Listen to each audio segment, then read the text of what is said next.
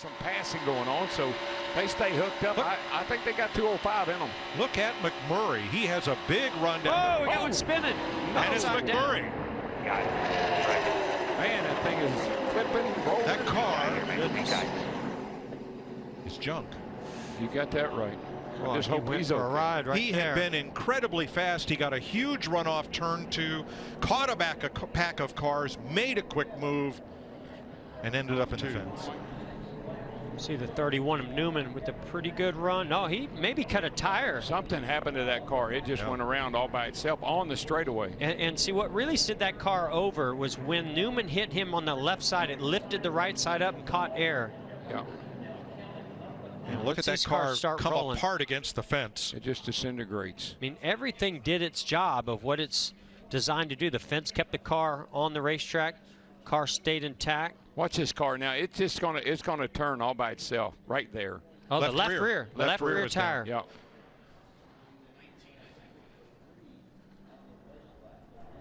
Right over the top of Newman's car. Yeah. Newman and Ty Dillon both with a good bit of damage. And Mike, the 2 fastest cars, the 1 and the 13, were both involved in that accident. That's right.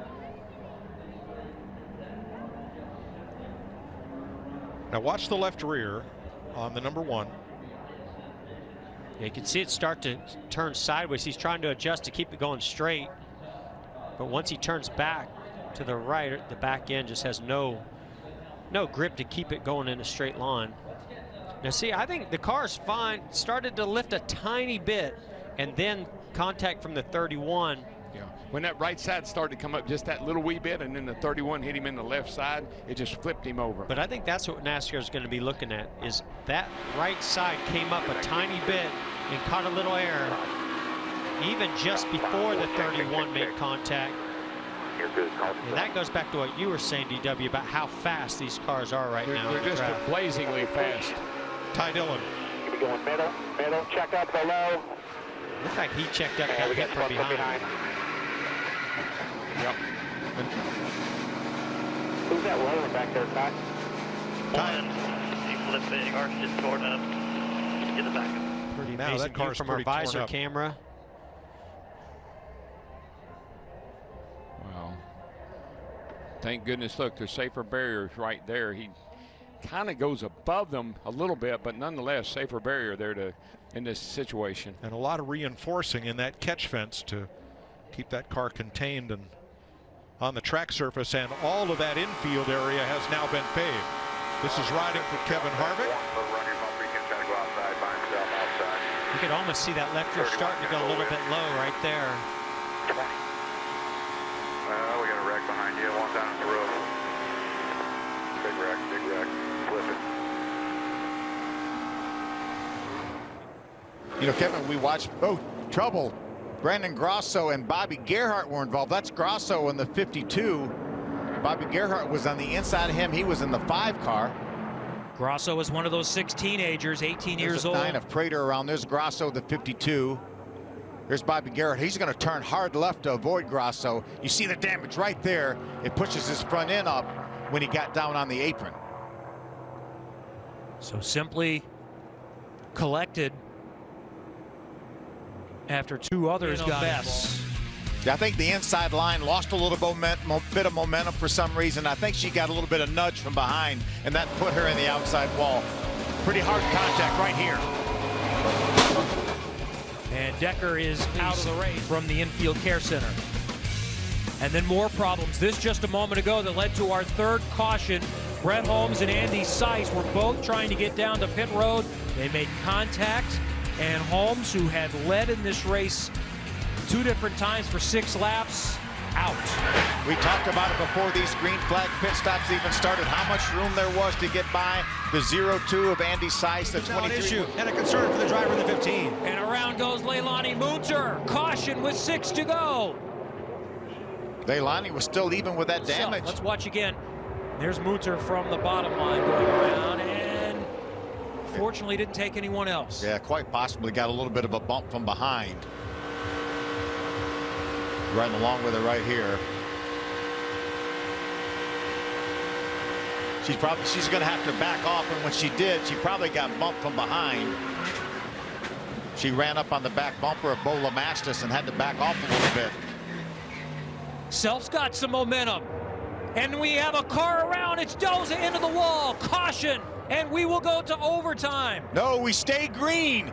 We stay green. I think we can stay green. That car was well out of the way over in turn 2. It is, so we will race to the finish. 4 in the mix right now. Creed trying to hold off Perkins. Oh, trouble! Now they'll crash hard.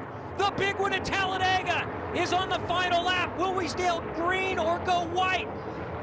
It's green for the moment. Creed, Perkins, and we do go to caution. That's an unofficial order, so we'll set that in a moment. But here is what happened to Doza going around first with Joe Graff Jr. behind him. Yeah, they were just tight racing there. I told there was nobody giving any room there. Just a slight contact to the back of Doza, and around he went.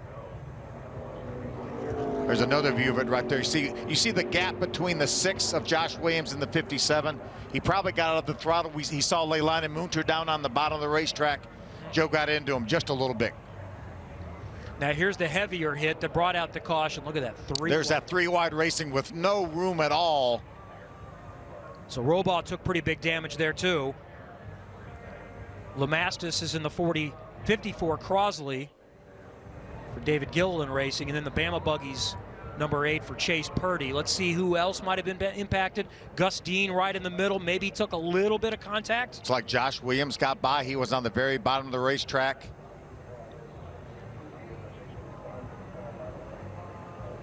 So unfortunately, as looking 3 wide down the backstretch.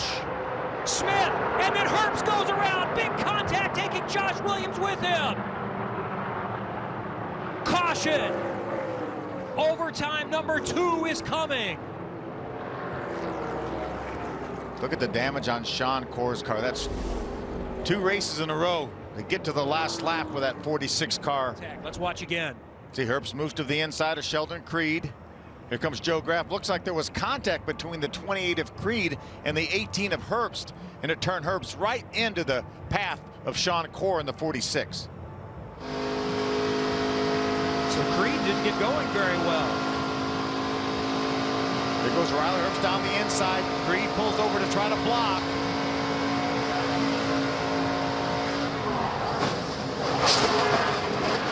Looks like Creed caught Riley Herbst in the right rear corner, and it turned him dead right. So Creed looked like he didn't have anyone directly pushing him as Herbst tried to go to the bottom side, and Corr was on his high side. Yeah, just caught his right rear. So the frustration continues. Creed looking to find space on the bottom below the yellow line. Gets back up in line. Graff still hanging on. Williams comes to the bottom. Top 2 to the line. Even. Photo finish. Zane Smith has won by inches at Talladega. And that can They're both safe. Yeah. Oh no, it's got a tire coming apart. Yeah, you see the back of the car dragging the ground, parts flying out from under it. Oh, hang on. Hold on, hold on. And caution is on the track as Almirola slows in a shower of sparks. Going to stay out of the wall. Ooh.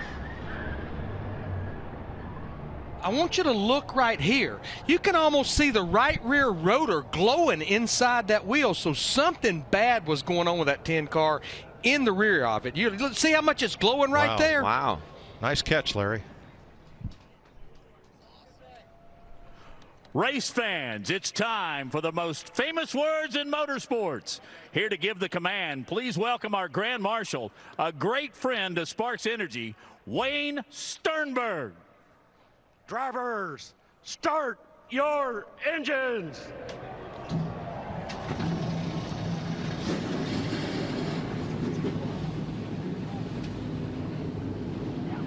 When this tire let go, it really, whoo, what a good job of saving that. That caught his attention really quick. I don't know. I don't know if that really has much to do with it, Bubba. I'm just trying to find any excuse. But they're wrecking down the back straightaway here. One breaker behind you. Hold on, caution now. Caution now. One side. Oh, and you see the 11. There you see the pit penalty got him in the back there and got him in this crash. A couple of big hits right there, too. 60, the 11. And you put yourself back there, it's not bad luck anymore at that point. Let's see what happened here. Oh, see the 3 getting to the back of, looks like the 28 there. Yeah. Yeah. Wow, look at this car. I don't think he had brakes. Holy smokes. He come barreling off in there. That was too bad. You know, Ryan was actually about through that thing, and the 60 car kind of come back down in front of him. But that's what you got to be careful of as a race car driver is, you know, when a wreck happens like this, as you can see, it doesn't take much. And at that part of the racetrack is probably where the cars that are most unstable, as that banking goes away and you're still got a little bit of steering wheel angle in the car, you're still turning a little bit, and the car's right on edge, and it doesn't take much, and then off it goes. Here's a good view from the visor cam. Right in front. Checking our braking top, coming back down to the middle. Oh, man. Coming down to your right. He had the first part of it missed, and this came right in front of him, it looked like. And you're just guessing, trying to figure out where they're going to be sliding, where their momentum's going to take them, and all it takes is one car to hit them and deflect them somewhere else. But you said it, Joey. I don't even know that he even touched him. If he did, it wasn't much. Like you said, the cars are very, very light there, and the least little bit of change in direction behind you can upset your car and take the one thing that you can't really see from the cameras in these cars, they have a little crown to the back bumper and the front bumper, and if you get offline just a little bit, this is exactly what happens. Man, some big hits there. I tell you, and it's amazing you see how fast they're going. Pulled me from behind, gives me the bumper, probably the worst place to.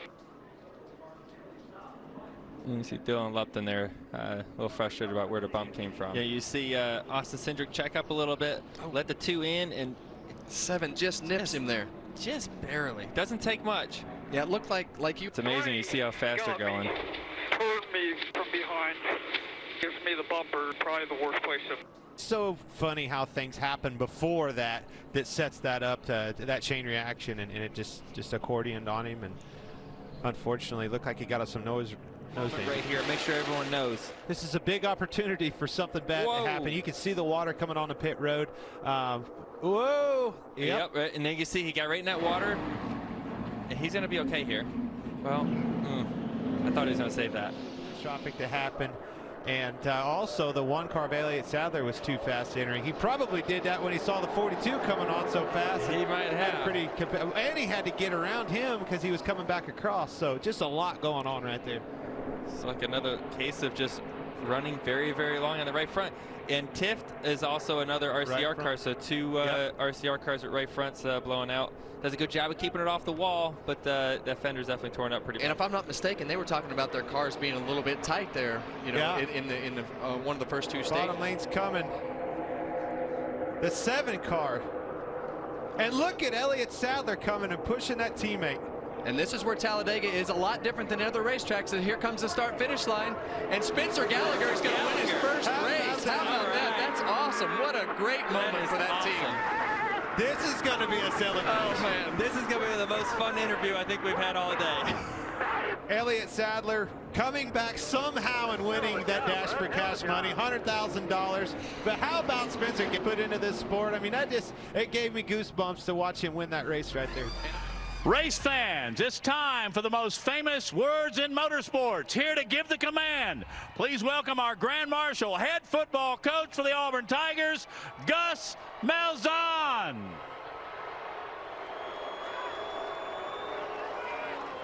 War Eagle.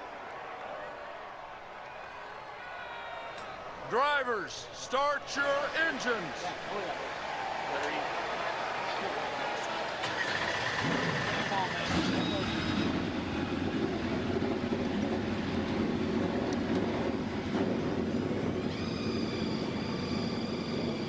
Crash back straightaway. Eric Jones up into Jamie McMurray, who collects Trevor Bayne in the 6, and it's on. Oh, hard Bayne on hard hit. Martin Truex involved. Kyle Larson. And we're under caution. You saw McMurray. You'll see him. He gets involved in this. It almost looked like his wreck from Friday. Starts off that way. Right across into Truex. And then Bain in the 6 to the inside barrier.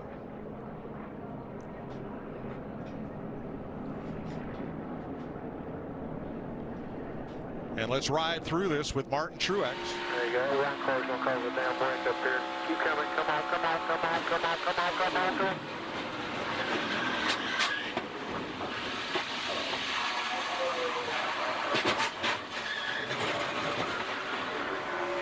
Clear high. Can't get too easy now. Watch my head. Clear high. Easy, easy, easy, easy. Wow. Easy. Wow. Threading the needle right there. Oh, my gosh. I'd seen the 20 car wiggle earlier when he was trying to stay on the lead lap. That car was pretty loose in the back, even earlier. Yeah, there were a bunch of those cars right in there, the 20, the 1, they were all a little edgy. We'll ride with Kyle Larson. Still inside. Stack up, check up, check up, check up. Come down, come down, come down, come down. We're in it, guys, here. We're in it. Lock it down. Sandwich in between 3 fast Chevrolets, too, 88, 9, 48. Oh, they're spinning. Oh, Menard up and into Boyer, into the wall. Gets collected by McDowell. Oh, no, Keselowski crashes, and more cars are littered at the bottom of the racetrack. Guys, I think that somebody may have gotten loose, got either into Jimmy Johnson or his car got loose and came down. Here comes Jimmy through the middle of the melee.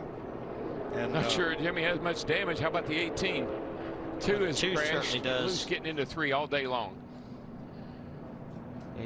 You can see us. Ooh. Oh, I don't know. I think that's the 48 as a right front fender. The 24 got close to the left rear, just pushed that air in that left rear and brought it around.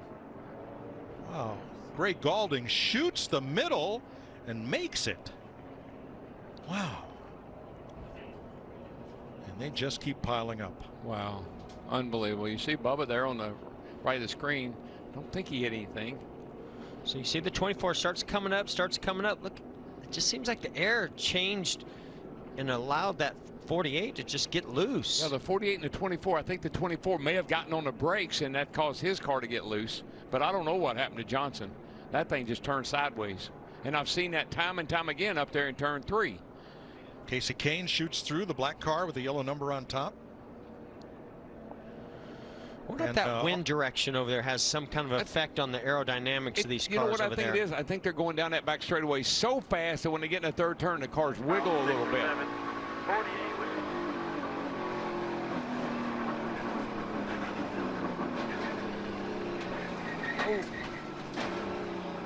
Boy, great job by Ty Dillon getting that car slowed down. Also keep an eye on. Oh, you can see Jimmy's loose right there. He just turns down in front of the 24 and it's on from there. The 21 gets tagged. And the wind is blowing from outside the track directly across the right side of these cars. Look at Levin get scoot right through there. Hamlin gets his lap back. Unbelievable. Keselowski up the hill and torn up. 34 of Reagan.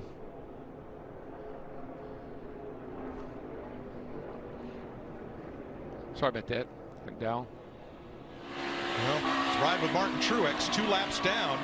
This happens way in front of him. Stop. Low. Just stop. Yes, Clayton Hughes, you're right. Just reckon. Come low. Keep coming. Keep going. We got right side damage here, guys.